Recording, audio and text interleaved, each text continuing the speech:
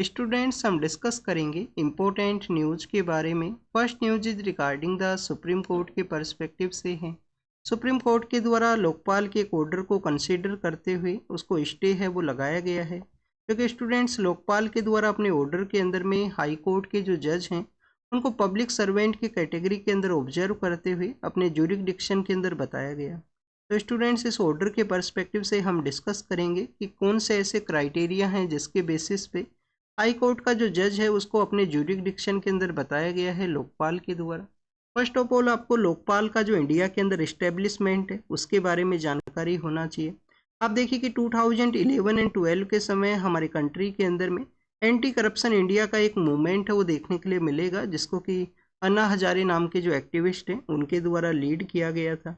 Students, उसी के later phase के अंदर में 2013 के समय गवर्नमेंट के द्वारा लोकपाल एंड लोकायुक्ता एक्ट वो एग्जिस्टेंस में लाया गया। लोकपाल एंड लोकायुक्ता एक्ट वो एग्जिस्टेंस में लाया गया, जिसके अंदर सेंटर के अंदर में जो लोकपाल का जो इस्टेब्लिशमेंट है वो किया जाएगा एक एंटी करप्शन ऑर्गेनाइजेशन, और स्टेट्स के वहाँ पे जो लोकायुक्ता है उसका इस्टेब्लिशमेंट रहेगा, जो स्टेट गवर्नमेंट्स के द्वारा उसका इस्टेब्लिशमेंट है वो कैरी आउट किया जाएगा।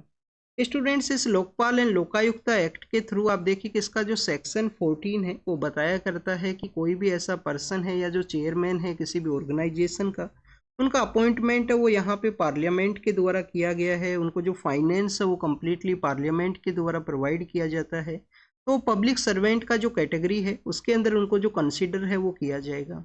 तो सेक्शन 14 है, सेक्शन 14 बेसिकली जो पब्लिक सर्वेंट है उसको यहाँ पे डिफाइन करता है, पब्लिक सर्वेंट के बारे में इंफॉर्मेशन है। स्टूडेंट्स, इस सेक्शन 14 के अंदर में हाई कोर्ट के जो जज हैं उनको किसी तरीके का कोई एक्सेप्शन नहीं है, क्लियरली मेंशन नहीं है वहाँ पे एक्ट के अंडर में क्या सेक्शन 14 के अंदर में आपको हाई कोर्ट के जो जज हैं उनको नहीं कंसिडर करना है। तो आप देखिए कि यहाँ पे इस तरीके से पब्लिक सर्वेंट के बारे में डिफाइन है। हमारे यहाँ पे जो हाई कोर्ट का जो इस्टेब्लिशमेंट है वो कॉलोनियल एरा के समय में है। 1861 के समय आपको फर्स्ट टाइम जो हाई कोर्ट के रिगार्डिंग में एक एक्ट है वो देखने के लिए मिलेगा कॉलोनियल एरा के समय में। फिर आप देखिए कि 1935 का जो गवर्नमेंट ऑफ इंडिया एक्ट है उसके थ्रू भी जो कुछ हाई कोर्ट्स हैं उनका इस्टेब्लिशमेंट किया गया। तो इन्हीं कुछ क्राइटेरियाज को मानते हुए हाई कोर्ट के जो जज हैं उनको अपने ज्यूरिसडिक्शन के अंदर माना गया है लोकपाल के द्वारा कि ये तो प्री एग्जिस्टिंग ऑर्गेनाइजेशंस हैं। इनको आप देखिए कि लेटर फेज के अंदर में कोई इनको बाद में जो इस्टेब्लिशमेंट है वो नहीं किया गया है, ऑलरेडी ये जो एग्जिस्टिंग ऑर्गेनाइजेशन है वो हुआ करते थे, ये यहाँ पे गवर्नमेंट के ज्यूरिसडिक्शन के अंदर में है। डेट्स वो लोकपाल के द्वारा इनका इन्वेस्टिगेशन है वो कैरी किया जा सकता है। नेक्स्ट आप देखिए कि इसी एक्ट के अंडर में एक और यहाँ पे एक सेक्शन है, सेक्शन 20। सेक्शन 20 के अंदर क्या बताया गया है कि अगर आपको जजेस के अगेंस्ट में जो कोई इन्वेस्टिगेशन को कैरी करना है, उनके अगेंस्ट में कोई करप्शन के जो चार्जेस हैं, वहाँ पे आप देखिए कि आपको जो CGI का जो कंसेंट है वो रिक्वायरमेंट है। तो सेक्शन 20 बताता है कि एक प्री कंडीशन है कि आपको कोई भी इंक्वायरी को इनिशिएट करने से पहले हाई कोर्ट के जज के अगेंस्ट में आपको जो CGI है उससे कंसल्ट करना होगा। सुप्रीम कोर्ट के द्वारा इसको किस बेसिस पे इस जो ऑर्डर है उसको स्टे किया गया है, तो आप देखिए कि सुप्रीम कोर्ट के द्वारा कहा गया कि जो इंडिपेंडेंस ऑफ जुडिशरी है उसको हार्म कर सकता है, उसको डिस्टर्ब कर सकता है। इस तरीके से डिस्टर्ब कर सकता है स्टूडेंट्स, आप देखिए कि लोकपाल का जब यहाँ पे इस्टेब्लिशमेंट किया जाता है, इसके जो पर्सन्स हैं उनका अपॉइंटमेंट हुआ करता है, उसके अंदर एक सिलेक्शन कमेटी होती है। सिलेक्शन कमेटी के अंदर में मैक्सिमम जो गवर्नमेंट के जो पर्सन्स हुआ करते हैं, कुछ आपको आप देखिए कि लीडर ऑफ अपोजिशन है वो भी आपको देखने के लिए मिलेंगे। तो हो सकता है कि उनके द्वारा अपने ही जो अपना जो कोई फेवरेट पर्सन है उसको ही यहाँ पे चूज किया जाए, और उस पर्सन के द्वारा बेसिकली यहाँ पे हाई कोर्ट के जो जजेस हैं उनके अगेंस्ट में जो केसेस को कैरी किया जा सके। तो इस वजह से इंडिपेंडेंस ऑफ जुडिशरी है उसको ये हार्म है वो कर सकता है कि किसी तरीके का जुडिशियल प्रोसेस के ऊपर में आपका जो आप देखिए कि ज्यूरिसडिक्शन है वो आपको जजेस का जो जजमेंट्स है उनको रिगार्डिंग में जो हार्म है, डिस्टर्बेंस है वो क्रिएट हो सकता है। इसके अलावा क्या सुप्रीम कोर्ट के जो जज हैं उनको भी अपने ज्यूरिसडिक्शन के अंदर बताया गया है लोकपाल के द्वारा। तो सुप्रीम कोर्ट के पर्सपेक्टिव से इनका मेंशन ये है कि आर्टिकल 124 के अंडर में सुप्रीम कोर्ट का इस्टेब्लिशमेंट है। पार्लियामेंट के द्वारा इस बॉडी का जो इस्टेब्लिशमेंट है वो नहीं किया गया है, ऑलरेडी एग्जिस्टिंग ऑर्गेनाइजेशन है वो भी नहीं हुआ करता था ये कॉलोनियल एरा के समय में। इसके अलावा आप देखिए कि फाइनेंस के लिए भी जो पार्लियामेंट के अप्रूवल के ऊपर डिपेंड है वो नहीं है सुप्रीम कोर्ट फाइनेंस के रिगार्डिंग में। और इसके अलावा एक और ऑब्जर्वेशन ये है कि जो प्रिवेंशन ऑफ करप्शन एक्ट है 1988 का, उसके अंडर में आप देखिए कि सुप्रीम कोर्ट के जो जजेज हैं उनको कंसीडर किया गया है प्रिवेंशन ऑफ करप्शन एक्ट 1988 के अंडर में। तो इसको अपने जुरिडिक्शन के अंदर ना बताते हुए हाई कोर्ट के जो जजेज हैं उनको अपने जुरिडिक्शन के अंदर बताया गया लोकपाल के द्वारा। इंडिपेंडेंस ऑफ जुडिशरी का जो क्राइटेरिया है उसके बेसिस पे इसको स्टे किया गया है, इस ऑर्डर को सुप्रीम कोर्ट के द्वारा। अब आपको दो तीन और बेसिक इन्फॉर्मेशन होना चाहिए। एक तो आप देखिए कि यहाँ पे जब भी हम जुडिशियल प्रोसेस के बारे में डिस्कस करते हैं, जुडिशरी के ही बारे में, तो हमारे यहाँ पे जो जुडिशियल प्रोसेस है, जुडिशरी का जो इस्टेब्लिशमेंट का जो कॉन्सेप्ट है कॉन्स्टिट्यूशन के अंदर में, ये हमने किस कॉन्स्टिट्यूशन से कैरी किया है, क्योंकि काफ़ी सारी ऐसे सब्जेक्ट्स हैं, डोमेन है जो हमने डिफरेंट कॉन्स्टिट्यूशन, डिफरेंट जो कंट्रीज के फ्रेमवर्क्स थे वहाँ से हमने विड्रॉल किया था। और इंडियन जिस तरीके से डिमांड है, इंडिया का जिस तरीके से उस समय सोसाइटल स्ट्रक्चर था, उसके अकॉर्डिंग में उनको चेंज करते हुए यहाँ पे जो कॉन्स्टिट्यूशन के अंदर ऐड है वो किया गया था। तो स्टूडेंट, जुडिशरी का जो कॉन्सेप्ट है ये हमारा जो 1935 का जो गवर्नमेंट ऑफ इंडिया एक्ट है उसके अंडर में है। यहाँ पे हाई कोर्ट के बारे में मेंशन किया गया। हाई कोर्ट का जो एस्टेब्लिशमेंट का आर्टिकल है वो कौन सा है, 214 है हाई कोर्ट के एस्टेब्लिशमेंट का आर्टिकल। इसके अलावा स्टूडेंट्स, इंडिपेंडेंस ऑफ जुडिशरी के बारे में भी डिस्कशन है। इंडिपेंडेंस ऑफ जुडिशरी का जो हमारे यहाँ पे जो प्रोविजन है वो हमने किस कॉन्स्टिट्यूशन से लिया है, United state of America. United state of America के कॉन्स्टिट्यूशन से हमने इंडिपेंडेंस ऑफ जुडिशरी का जो कॉन्सेप्ट है उसको कैरी किया है।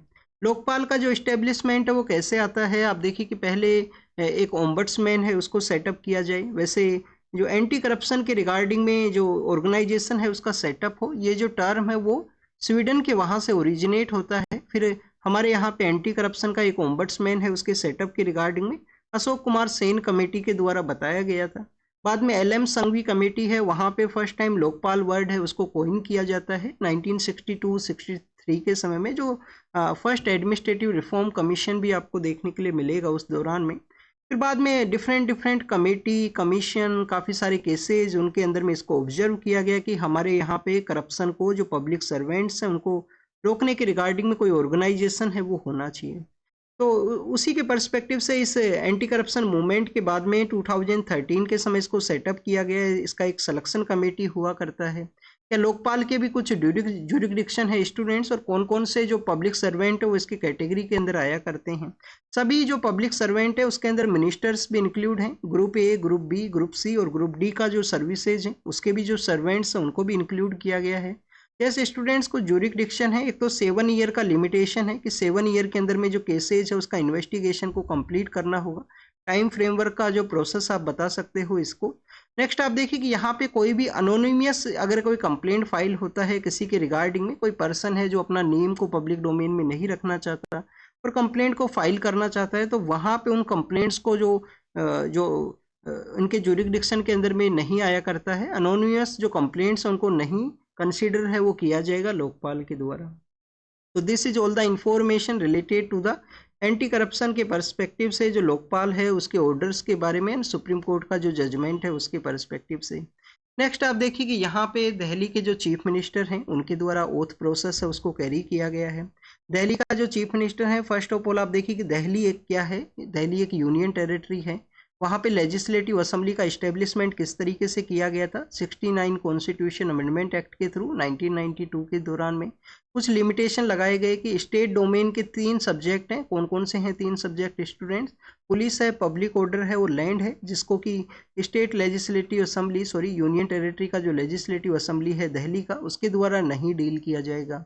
और इसके अलावा एक लिमिटेशन ये है कि 10% का जुरिडिक्शन है काउंसिल ऑफ मिनिस्ट्री के रिगार्डिंग में, कि काउंसिल ऑफ मिनिस्ट्री के अंदर में ओनली 10% मेंबर्स हैं, उन्हीं को एज ए मिनिस्टर के रूप से अपॉइंट है वो किया जा सकता है। टोटल स्ट्रेंथ है जो यूटी की लेजिस्लेटिव असेंबली का। अब यहाँ पे ओथ प्रोसेस हुआ है कैरी। सीएम का अपॉइंटमेंट किसके थ्रू हुआ करता है, यूटीज के अंदर में अपॉइंटमेंट हुआ करता है प्रेसिडेंट के थ्रू। ओथ प्रोसेस हो सकता है कि उसका एडमिनिस्ट्रेशन एलजी के द्वारा किया जाए, या वहाँ पे जो एडमिनिस्ट्रेटर जिस भी नेम से ऊपर उसको डेजिग्नेट किया गया है उसके द्वारा ओथ प्रोसेस का जो कंप्लीटली एडमिनिस्ट्रेशन है उसको यहाँ पे कैरी किया जाए। तो स्टूडेंट्स, ये तो आप देखिए कि ओथ प्रोसेस के बारे में हुआ। टोटल 7 जो लोग हैं उनके द्वारा यहाँ पे ओथ है उसको कैरी किया गया है, जो लिमिटेशन को फुलफिल करता है। स्टेट्स के अंदर में ये लिमिटेशन कितना है, 91st कॉन्स्टिट्यूशन अमेंडमेंट एक्ट के थ्रू स्टेट्स के अंदर में 15% का जो जुरिडिक्शन है उसको लगाया गया था।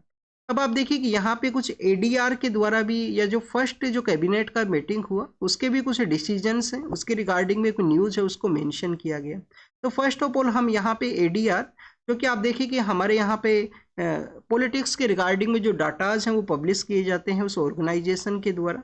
तो स्टूडेंट्स एडीआर के द्वारा बताया गया कि जो टोटल 7 मिनिस्टर्स यहाँ पे अपॉइंट हुए हैं इंक्लूडिंग चीफ मिनिस्टर उसके अंदर में, उसमें से 5 ऐसे जो मिनिस्टर्स हैं उनके ऊपर में जो क्रिमिनल जो चार्जेस हैं वो लगते हैं, क्रिमिनल चार्जेस हैं वो उनके ऊपर लगे हुए हैं। तो बेसिकली आप देखिए कि क्रिमिनल चार्जेस हैं उसके उनके ऊपर वो चार्ज हैं, कन्विक्टेड नहीं हैं, क्योंकि कन्विक्टेड होते अगर यहाँ पे तो हमारे यहाँ पे 2013 के समय एक लिली थॉमस केस है, 2013 के समय एक लिली थॉमस केस है। लिली थॉमस केस किसके रिगार्डिंग में है कि हमारा जो पॉलिटिकल स्ट्रक्चर है उसको डीक्रिमिनलाइज है वो करना है, क्रिमिनल पर्सनस को रोकना है पॉलिटिकल प्रोसेस के अंदर में। तो लिली थॉमस केस एग्जिस्टेंस में आता है 2013 के समय, जिसके अंदर किसी भी पर्सन है जो पॉलिटिकल ऑफिस को होल्ड करता है और 2 एंड मोर देन 2 ईयर का उनको अगर पनिशमेंट हुआ है, किस कन्विक्ट हुए हैं किसी केस के अंदर में, तो उनको अपना जो ऑफिस है उसको वैकेंट करना होगा।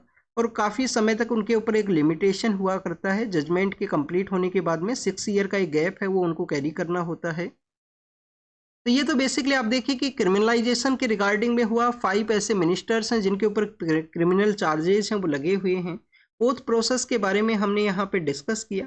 अब आप देखिए कि फर्स्ट कैबिनेट का कुछ मीटिंग्स हैं वो लिए गए हैं। फर्स्ट कैबिनेट की मीटिंग के अंदर में एक तो वहाँ पे Ayushman Bharat health insurance scheme है उसको इम्प्लीमेंट किया जाएगा। अर्लियर फेज के अंदर जो गवर्नमेंट हुआ करती थी उनके द्वारा अपना ही जो हेल्थ का जो इंफ्रास्ट्रक्चर है, हेल्थ के जो इनिशिएटिव्स हैं उनको चलाया गया था। तो आयुष्मान भारत हेल्थ इंफ्रास्ट्रक्चर जो स्कीम है उसका इम्प्लीमेंटेशन किया जाएगा।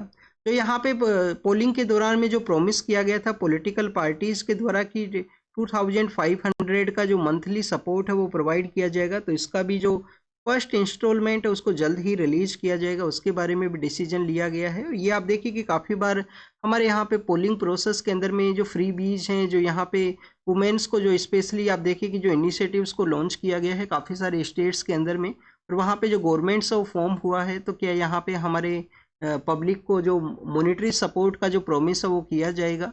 क्या ये हमारे इलेक्शन का जो कोई भी इल प्रैक्टिस है उसके अंदर में हम इसको कंसीडर कर सकते हैं या नहीं कर सकते? इस रिगार्डिंग में आपको मेंस के अंदर में पढ़ना चाहिए, क्योंकि जीएस पेपर सेकंड के अंदर में आपसे क्वेश्चन है वो हो सकते हैं ऐसे स्कीम्स का जो अनाउंसमेंट है उसके रिगार्डिंग में। मैनिफेस्टो के ऊपर आप देखिए कि कोई लिमिटेशन है वो नहीं हो सकता है। मैनिफेस्टो का कोई यहाँ पे जुरिडिक्शन ये भी नहीं है कि उसको इम्प्लीमेंट ही किया जाएगा पॉलिटिकल पार्टी के द्वारा, जो मैनिफेस्टो के अंदर प्रॉमिस किया गया है अगर उनका गवर्नमेंट वहाँ पे फॉर्म होता है। इसके अलावा स्टूडेंट्स ये तो आयुष्मान भारत हेल्थ इंफ्रास्ट्रक्चर के बारे में हुआ, 2500 का जो मंथली सपोर्ट है उसके बारे में हुआ। यमुना का जो रिवर है जो कि दिल्ली उसके बैंक के ऊपर सिचुएटेड है, तो यमुना रिवर के वहाँ पे भी जो कैबिनेट है उनके द्वारा विजिट किया गया, तो यमुना रिवर को भी क्लीन करने का एक टारगेट है वो रखा गया है। यमुना रिवर के बारे में आपको बेसिक इन्फॉर्मेशन अब ये होना चाहिए कहाँ से ये जो रिवर है वो ओरिजिनेट करता है। अब देखिए कि यमुना को हम डिस्कस करेंगे, उससे पहले एक और डिसीजन हम रीड करते हैं कि कैग का एक रिपोर्ट था दिल्ली के रिगार्डिंग में। कंट्रोलर एंड ऑडिटर जनरल का जो रिपोर्ट है उसको आप देखिए कि जो लेजिस्लेटिव असेंबली है उसके अंदर में टेबल है वो किया जाएगा। कैग का ऑफिस कौन से आर्टिकल के अंडर में है स्टूडेंट्स? आर्टिकल 148 के अंडर में है। कैग आप देखिए कि हमारा जो पब्लिक अकाउंट कमेटी हुआ करता है, पार्लियामेंट्री कमेटी है, उसके फ्रेंड फिलोसफर एंड गाइड के रूप से वर्क हम वो किया करते हैं। काफ़ी सारी रिपोर्ट इनके द्वारा पब्लिश की जाती हैं कैग के द्वारा। क्या कैग का ऑफिस किसी पर्सन के द्वारा होल्ड पोस्ट के ऊपर रहा है तो क्या उनका रीअपॉइंटमेंट हो सकता है? स्टूडेंट्स रीअपॉइंटमेंट प्रोसेस है उसको ये डिनाई करता है। बट आप देखिए कि हमारे एक फॉर्मर कैग थे, विनोद राय हैं जो फॉर्मर कैग हुआ करते थे, उनको जो बैंक बोर्ड ब्यूरो का जो हेड है वो बनाया गया था बैंकिंग सेक्टर के अंदर रिफॉर्म के रिगार्डिंग में। बट आप देखिए कि वहाँ पे उनके द्वारा किसी तरीके का जो सैलरी है वो नहीं लिया गया था बैंक बोर्ड ब्यूरो को जब उनके द्वारा वो होल्ड किया गया था उस दौरान में। तो कैग प्रोसेस के बारे में अब हम यहाँ पे यमुना के पर्सपेक्टिव से डिस्कस करते हैं। यमुना का ओरिजिन कहाँ से होता है? यमुना का ओरिजिन है आप देखिए कि यमुनोत्री नाम की वो जगह है, बंदरपूछ पीक का एरिया है लोअर हिमालयाज के अंदर में, वहाँ से इसका ओरिजिन है। स्टूडेंट्स ग्लेशियर के पर्सपेक्टिव से भी जो क्वेश्चन है वो पूछ लिए जाते हैं कि किस ग्लेशियर एरिया से यमुना का ओरिजिन है, या कोई भी रिवर आपको दे दिया जाएगा, ग्लेशियर को मैच करवा लिया जाएगा, तो इस तरीके से आपको रिवर्स का ओरिजिन के बारे में भी जानकारी होना चाहिए। बंदरपूछ पीक है लोअर हिमालयाज के अंदर में, यमुनोत्री ग्लेशियर का एरिया है, वहां से ओरिजिनेट करती है। इसका जो लेफ्ट बैंक ट्रिब्यूटरी है, लेफ्ट बैंक ट्रिब्यूटरी कौन कौन सा है स्टूडेंट्स? हिंडन रिवर है। हिंडन रिवर आप देखिए कि दिल्ली के ही नियर बाई एरिया से पास होती है, और यहाँ पे ये काफी बार न्यूज के अंदर में था क्योंकि बांग्लादेश का जो पॉलिटिकल लीडर है उनको हिंडन एयरबेस के ऊपर लाया गया था। हिंडन के बाद में आप देखिए कि टोन्स नाम का जो नदी है, हनुमान गंगा है, और स्टूडेंट्स वहां पे आपको कादेरी नाम का एक रिवर है, वो भी आपको लेफ्ट बैंक ट्रिब्यूटरी है वो देखने के लिए मिलेगा। तो हिंडन एंड टोन्स तो आपको याद होना चाहिए। राइट बैंक ट्रिब्यूटरीज के बारे में अगर हम डिस्कस करें, कुछ ऐसे भी रिवर्स हैं जो कि सेंट्रल पार्ट ऑफ इंडिया से ओरिजिनेट करती हैं और बाद में यमुना को ज्वाइन करती हैं। उत्तर प्रदेश का जो एरिया है, जो इटावा के आसपास नियर बाई एरियाज के अंदर में, तो इसमें आप देखिए कि गिरी है, भागीन है, साबी नाम का एक रिवर है। साबी नाम का जो रिवर है जो ओरिजिनेट कहाँ से करती है? राजस्थान से। गिरी है, भागीन है, साबी है, चंबल है। चंबल के अलावा स्टूडेंट सिंध है, बेतवा है और केन है। सिंध है, बेतवा है और केन है। ये जो चंबल है, इसके अलावा आप देखिए कि बेतवा एंड केन है, ये तो आपको बुंदेलखंड का जो रीजन है उसके पर्सपेक्टिव से भी इम्पोर्टेंट है। तो स्टूडेंट्स एक बार फिर से राइट बैंक ट्रिब्यूटरीज को रिवाइज करते हैं। गिरी है, गिरी के बाद में भागीन है, साबी है, साबी के अलावा स्टूडेंट्स यहाँ पे चंबल रिवर है। चंबल रिवर के अलावा स्टूडेंट्स यहाँ पे आपको सिंध है, बेतवा है और केन है। केन बेतवा आप देखिए कि इंटरलिंकिंग अभी प्रोजेक्ट है वो न्यूज में था। तो this is all the information. यहाँ पे फर्स्ट कैबिनेट के बारे में माइक्रोसॉफ्ट के द्वारा एक जो क्वांटम चिप है उसको डेवलप किया गया है। क्वांटम चिप का जो नेम है वो दिया गया है स्टूडेंट्स, मेजरोना फर्स्ट नाम उसका चिप का नेम है। तो आप देखिए कि क्वांटम कंप्यूटिंग का जो यहाँ पे कुछ जो आप देखिए कि जो लैकिंग है वो हुआ करता था कि वहाँ पे जो क्वांटम कंप्यूटिंग के थ्रू में जो मेजरमेंट्स हैं, जो कैलकुलेशन है, उसका जो एरर है वो हुआ करता है। तो उसको इनके द्वारा जो अपग्रेड है वो किया जाएगा। क्वांटम कंप्यूटिंग के अंदर में ईयर्स का रिक्वायरमेंट है, डिकेड्स का नहीं। लेस प्रोन है एरर के रिगार्डिंग में ये जो चिप है। और आप देखिए कि क्वांटम कंप्यूटिंग वर्क किसके ऊपर किया करता है? फंडामेंटल उसका जो बिल्डिंग ब्लॉक है जिसको कि हम क्यूबिट के नाम से जानते हैं, क्यूबिट के ऊपर ये वर्क करता है। फास्ट है, बट आप देखिए कि इसके ऊपर में कुछ जो प्रोन टू एरर यहाँ पे ये बेसिकली आपको देखने के लिए मिलेगा। एरर्स को ही रिमूव है वो किया जाएगा इसके अंदर में। फंडामेंटल चेंजेस है वो लाया जा सकता है। कंप्यूटिंग टेक्नोलॉजी का जो क्लोजर है उसको यहाँ पे बिलीव किया गया है इस चिप के थ्रू में। एग्जाम के अंदर क्या कोई क्वेश्चन हो सकता है? रेयरली कोई क्वेश्चन पूछा जाएगा। चिप के रिगार्डिंग में क्वेश्चन नहीं पूछा जा सकता है। टर्म के बेसिस पे क्वेश्चन हो सकता है कि आपको मेजरोना जो फर्स्ट है वो टर्म मेंशन कर दिया जाए, पूछ लिया जाए टर्म किसके रिगार्डिंग में है, क्यों ये न्यूज के अंदर में था। नेक्स्ट आप देखिए कि कश्मीर के अंदर में जो स्नोफॉल है वो ऑब्जर्व किया गया है। कश्मीर के वहाँ पे स्नोफॉल हुआ है फिर से। स्टूडेंट्स विंटर के समय में 40 डेज का एक हार्श विंटर का समय हुआ करता है, अब तो वो नहीं है। फिर से आप देखिए कि ड्राई विंटर के दौरान में फिर से जो स्नोफॉल वहाँ पे ऑब्जर्व किया गया।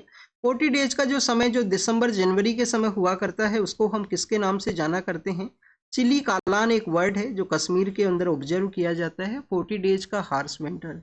डोनाल्ड ट्रंप यूएस के प्रेसिडेंट के द्वारा कहा गया रेसिप्रोकल, आप देखिए कि इनके द्वारा जो टैरिफ है वो भी लगाए गए हैं, और इनके द्वारा कहा गया है कि आने वाले समय के अंदर में चाइना के साथ में जो ट्रेड का जो डील है वो इनके द्वारा कैरी है वो किया जा सकता है।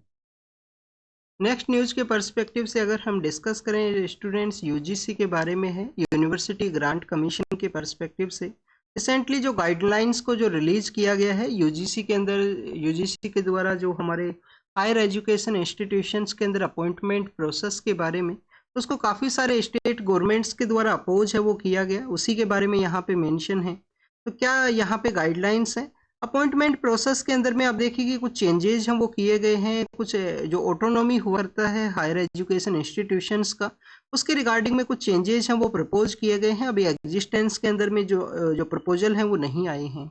इसके अलावा स्टूडेंट्स एक और न्यूज़ था यहाँ पे कि जो सदर्न इंडियन स्टेट है तमिलनाडु, उनके द्वारा पीएम सर को जो लिखा गया है उनको इंटरवेन करने के बारे में मेंशन किया गया कि जो समग्र शिक्षा अभियान है, समग्र शिक्षा अभियान आप देखिए कि 3 ऐसे हमारे इनिशिएटिव हैं एजुकेशन सेक्टर के, उनको मर्ज करते हुए एग्जिस्टेंस में आया था। इसमें सर्व शिक्षा अभियान है, प्राइमरी एजुकेशन के पर्सपेक्टिव से सर्व शिक्षा अभियान है।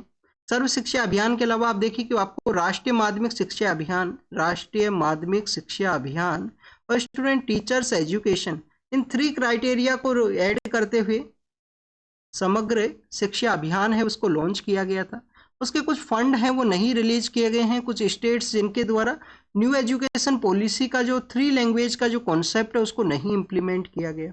तो उसी के पर्सपेक्टिव से फंड रिलीज के रिगार्डिंग में उनके द्वारा लिखा गया है कि फंड रिलीज होंगे तो स्कूल का जो इंफ्रास्ट्रक्चर है उसको बूस्ट किया जाएगा। नेक्स्ट आप देखिए कि बीएसएफ नाम का जो हमारा सिक्योरिटी फोर्स है उनके द्वारा ऑब्जर्व किया गया है कि जब से पावर का चेंज हुआ है बांग्लादेश के, वहाँ पे जो इन्फिल्ट्रेशन है वो आप देखिए कि वहाँ पे लिटिल बिट डिक्लाइन हुआ है। इन्फिल्ट्रेशन है वो आपको नहीं देखने के लिए मिलेगा। हमारा टोटल बॉर्डर एरिया कितना है बांग्लादेश के साथ में? 4096 किलोमीटर का बॉर्डर एरिया है। कौन कौन से स्टेट्स हैं? 5 स्टेट्स हैं जिनके जो अपना एरिया शेयर करते हैं, जिसके अंदर वेस्ट बंगाल है वो लार्जेस्ट एरिया है वो शेयर करता है बांग्लादेश के साथ में। फिर हमारे north eastern part of India के स्टेट्स हैं, तो आपको वो स्टेट्स पता होने चाहिए, कमेंट सेक्शन के अंदर बताना। नेक्स्ट आप देखिए कि महाराष्ट्र के पर्सपेक्टिव से है। महाराष्ट्र के वहाँ पे आप देखिए कि जो महाराष्ट्र गवर्नमेंट का एडवर्टाइजमेंट है जिसके अंदर मराठी लिटरेचर है उसका एक जो समिट है, इवेंट है, उसको ऑर्गेनाइज किया जाएगा। मराठी लैंग्वेज आप देखिए कि जिसको क्लासिकल लैंग्वेज के रूप से भी रिकॉग्नाइज किया गया है। हमारे कंट्री के अंदर में कौन कौन सा क्लासिकल लैंग्वेज है? और तो आप देखिए कि सदर्न इंडिया का लैंग्वेज है तमिल लैंग्वेज है, केरल के वहाँ पे कौन सा बोला जाता है? मलयालम है। कर्नाटका के वहाँ पे जो कन्नड़ लैंग्वेज है, और स्टूडेंट्स आंध्र प्रदेश एंड तेलंगाना के वहाँ पे जो आपको तेलुगु लैंग्वेज है। तो इस तरीके से 4 तो हमारे सदर्न इंडिया का लैंग्वेज है जिनको कि क्लासिकल लैंग्वेज का स्टेटस दिया गया है। फिर आप देखिए कि संस्कृत लैंग्वेज है, संस्कृत का जो लैंग्वेज है, और स्टूडेंट्स ओडिया नाम का जो लैंग्वेज है जो कि उड़ीसा के वहाँ पे बोला जाता है। तो अर्लियर फेज के अंदर ये जो 6 लैंग्वेज है हमारे क्लासिकल लैंग्वेज हुआ करती थी, जिसके अंदर ओडिया लैंग्वेज को लेटेस्ट वे के अंदर ऐड किया गया था अर्लियर फेज के दौरान में। अभी आप देखिए कि 5 न्यू लैंग्वेज है उनको भी यहाँ पे ऐड किया गया है। तो आप देखिए कि ये जो ओडिया लैंग्वेज का एक बार क्वेश्चन है यूपीएससी ने प्रीलिम्स के पेपर के अंदर पूछा था। यूपीएससी ने 2015 का जो प्रीलिम्स का पेपर है उसके अंदर ये जो सवाल है वो पूछा था कि लेटेस्ट कौन सा लैंग्वेज है जिसको क्लासिकल लैंग्वेज के रूप से ऐड किया गया। अभी जो 5 न्यू लैंग्वेज है वो कौन सा है? एक तो आप देखिए कि स्टूडेंट्स महाराष्ट्र के वहाँ पे जो मराठी लैंग्वेज है जिनका डिमांड था कंटिन्यूस कि मराठी को क्लासिकल लैंग्वेज का स्टेटस दिया जाए। फिर स्टूडेंट्स आसाम के वहाँ पे जो आसामीज लैंग्वेज है, आसाम के वहाँ पे जो आसामीज लैंग्वेज है, आसामीज लैंग्वेज के अलावा आप देखिए कि बंगाल के वहाँ पे जो बंगाली बोली जाती है, बंगाली लैंग्वेज को भी क्लासिकल लैंग्वेज के रूप से ऐड किया गया। और स्टूडेंट्स पाली और प्रकृत जो लैंग्वेज है, पाली एंड प्रकृत जो लैंग्वेज है उसको भी यहाँ पे ऐड किया गया है। हमारा जो कौन सा ऐसा जो डायनेस्टी हुआ करते थे, कौन से ऐसे एम्पायर हुआ करता था जिनके वहाँ पे जो प्रकृत लैंग्वेज है उनका ऑफिशियल लैंग्वेज हुआ करती थी? तो आप देखिए कि अमरावती के जो रीजन से जो रूल किया करते थे सातवाहना, जहाँ पे आप देखिए कि मदर का जो डोमिनेशन है वो आपको देखने के लिए मिलेगा फैमिली स्ट्रक्चर के अंदर में, क्योंकि वहाँ के जो रूलर हैं उनका नेम इस तरीके से हुआ करता था, गौतमी पुत्र सतकर्णी। गौतमी पुत्र, गौतमी उनकी मदर का नेम है, तो मदर का जो नेम है वो यूज किया करते थे सातवाहना डायनेस्टी के अंदर में। सातवाहना जो कि अमरावती के रीजन के आसपास उनका जो डोमिनेशन हुआ करता था। यहाँ पे आप देखिए कि जो प्रकृत लैंग्वेज है, जो प्रकृत लैंग्वेज है ये इनका ऑफिशियल लैंग्वेज आपको देखने के लिए मिलेगा। हरियाणा का जो पीसीएस एग्जाम है उसके अंदर एक बार ये क्वेश्चन है वो पूछ लिया गया था कि कौन से ऐसे एम्पायर है जिसका ऑफिशियल लैंग्वेज प्रकृत था। नेक्स्ट आप देखिए कि ये सातवाहना के बारे में हमने डिस्कस किया है, तो इनका जो फाउंडर पर्सन है वो कौन है? क्या हाला नाम का जो पर्सन है वो इनका फाउंडर है? क्या हाला नाम का जो पर्सन है वो इनका फाउंडर हुआ करता था? ये आप रीड करना या कमेंट सेक्शन के अंदर बताना एक बार, जैसे कि आपको यहाँ पे कमेंट सेक्शन के अंदर ये बताना है कि 4 कौन से अदर स्टेट्स हैं जो एरिया शेयर करते हैं बांग्लादेश के साथ में। नेक्स्ट आप देखिए कि कोरापुत के बारे में है। कोरापुत नाम की एक जगह है हमारे उड़ीसा के वहाँ पे ये जगह है। अब देखिए कि न्यूट्रिशनल पर्सपेक्टिव से ये न्यूज़ के अंदर हुआ करता है, काफ़ी ब्यूटीफुल है, बायोडाइवर्सिटी काफ़ी अच्छा है, ट्राइबल पॉपुलेशन का प्रेजेंस है। बट आप देखिए कि हमारा जो नेशनल फैमिली जो हेल्थ सर्वे है उसके द्वारा बताया गया है यहाँ पे कि पॉवर्टी काफ़ी ज़्यादा है, अंडर न्यूट्रिशन का जो प्रॉब्लम है, 43% हमारे जो चिल्ड्रंस हैं वो स्टंटेड हैं, 33% जो अंडरवेट चिल्ड्रंस हैं, और आप देखिए एडुकेट जिनको डाइट्स है वो नहीं मिला है वो 13% के आसपास हैं जिनको कि डाइट्स का जो अवेलेबिलिटी है वो नहीं है। और स्टूडेंट्स 50% के आसपास जो आप देखिए कि एनीमिया अफेक्टेड जो वुमेन्स हैं उनका भी जो डाटा है ये नेशनल फैमिली हेल्थ सर्वे है वो बताया करता है। तो इसके रिगार्डिंग में क्या ऐसा किया जाए कि जहाँ पे अंडर न्यूट्रिशन का प्रॉब्लम है, पॉवर्टी का सिचुएशन है, उसको डील करने के रिगार्डिंग में MS स्वामीनाथन एक रिसर्च फाउंडेशन है, उसी से रिलेटेड जो पर्सन है उनके द्वारा ये लिखा गया है कि उनके द्वारा किस तरीके से कम्युनिटी बेस्ड मॉडल है उसको यहाँ पे डील किया गया था। न्यूट्रिशनल जो लिटरेसी है उसको प्रमोट करने की रिगार्डिंग में कम्युनिटी चैंपियंस उनको कैरी किया गया। एक मैसेज के जो चैंपियंस हुआ करते थे, जो न्यूट्रिशनल जो फूड है उसके रिगार्डिंग में मैसेज को डिलीवर किया करते थे, और सपोर्ट है वो वहाँ पे उनके द्वारा प्रोवाइड किया गया था कम्युनिटी को। एग्जाम के अंदर में आप देखिए कि बस आपसे क्वेश्चन इस तरीके से हो सकता है कि अगर कहीं पे न्यूट्रिशनल लेवल का कोई प्रॉब्लम है तो उसको किस तरीके से डील किया जाएगा, ये आपको एग्जाम के पर्पज से जो बेसिक इन्फॉर्मेशन है वो आपको पता होना चाहिए कि न्यूट्रिशनल अगर कोई प्रॉब्लम है तो उसके डील की रिगार्डिंग में कम्युनिटी का जो पार्टिसिपेशन होना चाहिए। कम्युनिटी चैंपियंस हैं, जैसे काफ़ी बार आपको कम्युनिटी किचन्स का भी कॉन्सेप्ट है वो देखने के लिए मिलता है कुछ स्टेट्स के वहाँ पे जहाँ पे न्यूट्रिशनल वैल्यू है उसको इम्प्रूव करना है। नेक्स्ट इंडिया और चाइना के बॉर्डर एरिया के बारे में है। स्टूडेंट्स, इंडिया और चाइना के बारे में यहाँ पे डिस्कस ये किया गया है कि इंडिया चाइना आप देखिए कि 2020 से लेकर 2024 तक इंडिया और चाइना के जो रिलेशंस हैं वो अच्छे फेज के अंदर नहीं थे। लाइन ऑफ एक्चुअल कंट्रोल के वहाँ पे कंटिन्यूस आप देखिए कि कन्फ्रंट्रेशन का सिचुएशन था। अभी रिसेंटली हमारे इंडियन फॉरेन सर्विस के जो फॉरेन सेक्रेटरी हैं वो विजिट के लिए गए थे चाइना के वहाँ पे। उसके दौरान में डिस्कशन यही रहा कि जो डायरेक्ट फ्लाइट्स हैं उनको रिज्यूम किया जाए, कैलाश मानसरोवर जो यात्रा है उसको फिर से स्टार्ट किया जाए, और इंडिया का और चाइनीज जो पर्सन है उनका जो पीपल टू पीपल कॉन्टैक्ट है वो फिर से बूस्ट हो सके।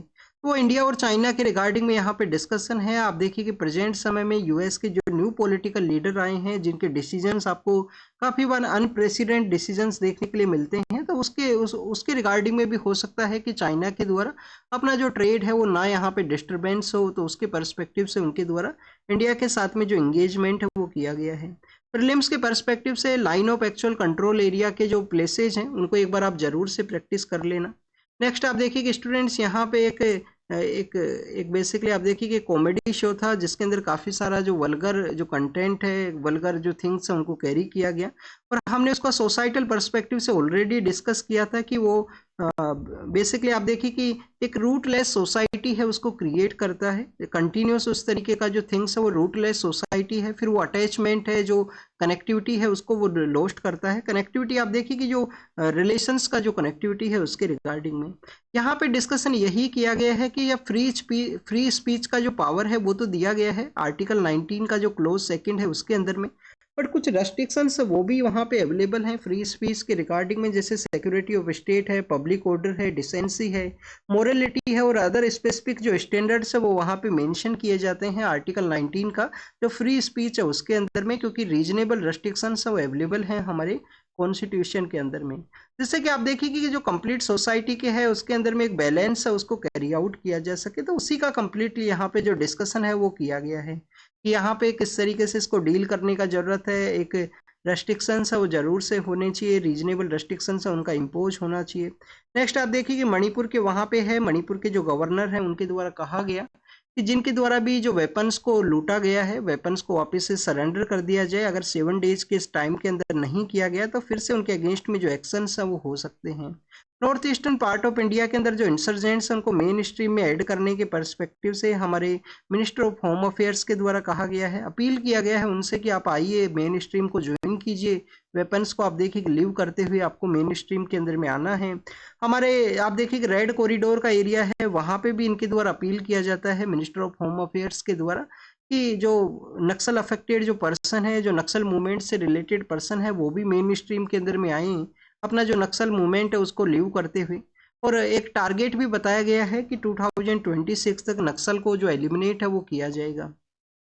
OTT के जो ओवर द टॉप जो प्लेटफॉर्म्स है उसके रिगार्डिंग में इंफॉर्मेशन एंड ब्रॉडकास्टिंग मिनिस्ट्री के द्वारा यहाँ पे मेंशन ये किया गया कि इनको जो जो भी कंटेंट है उसको बेसिकली जो रेस्ट्रिक्शन है वो लगाया जाए, कोई भी ऐसा कंटेंट है वो ना रहे।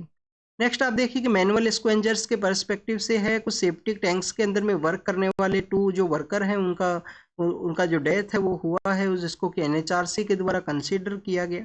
एनएचआरसी के द्वारा आप देखिए किस तरीके से जो न्यूज़ है उनको कंसीडर किया जा सकता है अगर वो न्यूज़पेपर के अंदर भी पब्लिश हुआ है। बस एक लिमिटेशन है कि 1 ईयर से बिफोर का जो यहाँ पे एक ईयर का एक बाउंडेशन है, तो एग्जैक्ट वो कितना बाउंडेशन है वो आप जरूर से रीड करना, ये आपका होमवर्क है। तो ये बेसिकली एनएचआरसी के बारे में था। अब देखिए कि हमारे मैनुअल स्क्वेंजर्स को भी मेन स्ट्रीम में ऐड करना है, उनके रिगार्डिंग में भी काफ़ी सारे आपको जो उनको सेफ्टी गियर्स हैं वो प्रोवाइड किए जाएं जब वो सेफ्टी टैंक्स के अंदर में एंटर करते हैं।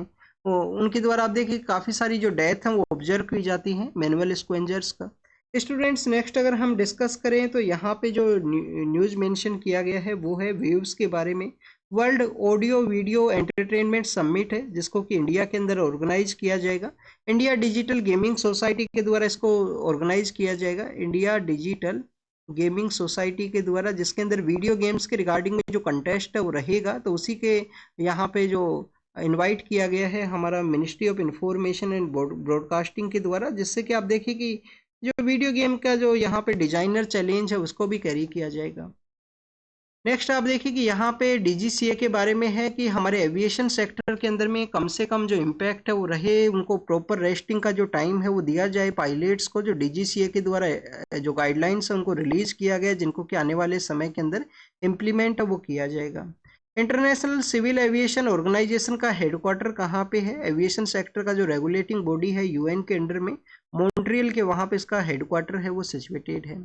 हमारे आप देखिए कि जो यहाँ पे जो कंसेंट का जो रिक्वायरमेंट है वो बताया गया है पर्सन विद डिसेबिलिटी के पर्सपेक्टिव से, तो उनके जो एक्टिविस्ट है उनके द्वारा जो यहाँ पे आप देखिए कि प्रोविजंस के अगेंस्ट में जो कंसर्न्स है उनको रेज किया गया है, उनके द्वारा जो डिजिटल प्रोटेक्शन डाटा जो हमारा एक्ट आया है एग्जिस्टेंस के अंदर में उसके प्रोविजंस के बारे में। और KIIT नाम का जो इंस्टीट्यूशन है उसके जो यहाँ पे मैनेजर्स हैं, जो उसके जो फाउंडर्स हैं, उनको आप देखिए कि गवर्नमेंट के द्वारा बुलाया गया है। क्योंकि इस तरीके का जो इंसिडेंट है वो हुआ है क्योंकि हमारे जो हायर एजुकेशन इंस्टीट्यूशंस हैं वहाँ पे आप देखिए कि काफ़ी सारे जो फॉरेन कंट्री के जो स्टूडेंट्स हैं वो पढ़ा करते हैं, तो उसका ये इम्प्लीकेशन है वो हो सकता है। क्योंकि स्टूडेंट्स हमारे यहाँ पे जो टोटल जो फॉरेन स्टूडेंट्स पढ़ा करते हैं उसके अंदर में 28% जो शेयर है वो नेपाल से है।